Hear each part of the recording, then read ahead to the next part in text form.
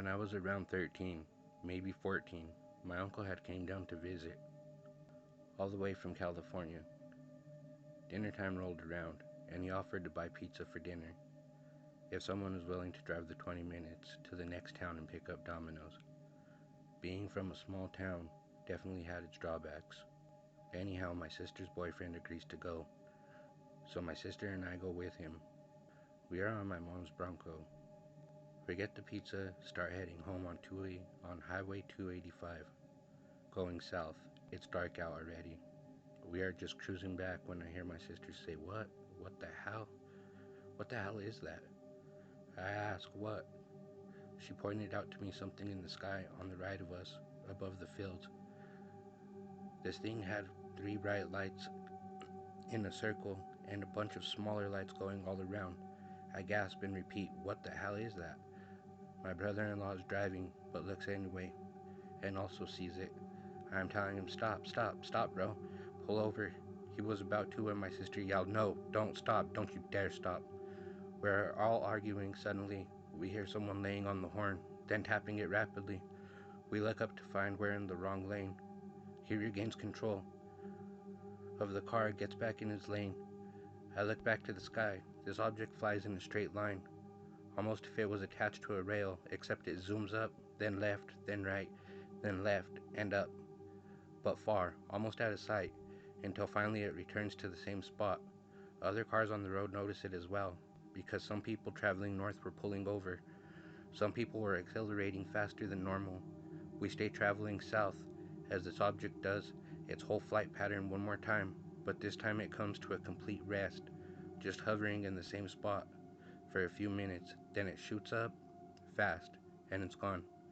I never before believed in UFOs, but this made me a believer, and people wouldn't understand unless they saw for themselves.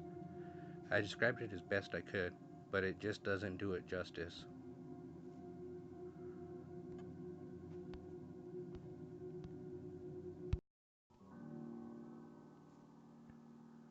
The shirt. Not everyone experiences something out of the normal, and just flat out creepy. Some will even go to the most outer limits in life to find something scary, just for fun. I, for one, would be okay without having seen stuff I wish I could somehow forget about. However, no matter how much I try, I cannot erase my questionable encounters and not avoid the many I will still witness to this very day and in the future. I was around 25 or so, and moving back in with my mama, fresh out of a very much needed separation from my now ex-husband. I was excited to go home to my mom's house and be comfortable in my own room. I'm unpacking my clothes and going through my things, eager to get settled in. At this time, my younger brother Josh had occupied the small but somehow large space prior to me moving back. So there in a small room rested a bed, a weight bench, and a dresser.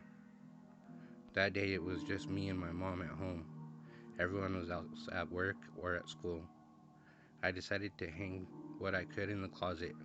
Meanwhile, Mom was cleaning like always, but it was quiet, and we carried on talking back and forth as we kept busy. Soon she would say that she was going to check the mail, which was literally 2 blocks away. I hear the front door shut when she leaves, and about 10 minutes go by, and I'm still separating stuff in my room. Another 5 minutes go by, and as I'm moving, folding clothes from the bed to the seat of the weight bench, I see my mom out of the corner of my eye walk past the door as if she headed to the kitchen from her room. I continue to fold clothes, thinking to myself, gee, I must have been deep in thought. I didn't even hear her come back in. Trying to eliminate clothes I don't use, I asked my mom if she would like to have this shirt I'm holding, telling her I never wear it, and I have only tried it on once. No answer. Then I call out thinking she didn't hear me. "Mom." I wait. Then again I say it a little more loud. "Mom. Mom." I just figured by then she can't hear me, so I walk out of the room holding the shirt. So when I get to the kitchen, she can see it. I get to the kitchen, and she's not in there. I turn around, and I head to her room down the hall, again thinking how fast she could have possibly been for me not to see her pass back by. I say one more time, Mama, so do you want this? Because I never wear it. I get to her room, and I see that she's not in there either. By now I'm confused because I know I saw her pass down the hall. Landline. My wife and I are doing some much needed yard work on the 5 acres, such as clearing brush, pulling weeds, and picking up trash. We started early that day and worked well into the evening. We started from the outermost of the property and worked our way in. We were hot, tired, and both a little cranky. We decided to come closer in on the fenced yard. I walked to get the lawnmower out of the garage. My wife is rearranging yard decorations. I can't find our gas can. It's not in the garage. I go to ask her if she has seen it. As we are standing there talking, our phone rings. My wife tells me to go answer it. I run inside. Then it dawns on me.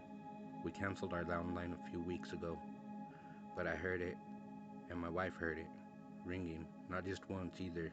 It stayed ringing, even when I got inside. I heard it. Still, I walk back outside and tell my wife, we don't have a landline. Remember I canceled service a while back? She stops what she is doing and says, oh yeah, that's right, somewhat shaken. I tell her, well, where did you put it? Maybe it's just messing up. That's when she tells me it's in the garage inside of our moving boxes. Somehow I'm not surprised, a little creeped out, but this is the house where we encountered a lot of activity. It couldn't be a neighbor's phone either, as our property is 5 acres and the closest neighbor is quite a ways away. Oh yeah, for those of you wondering, the gas tank I found in the back of our SUV.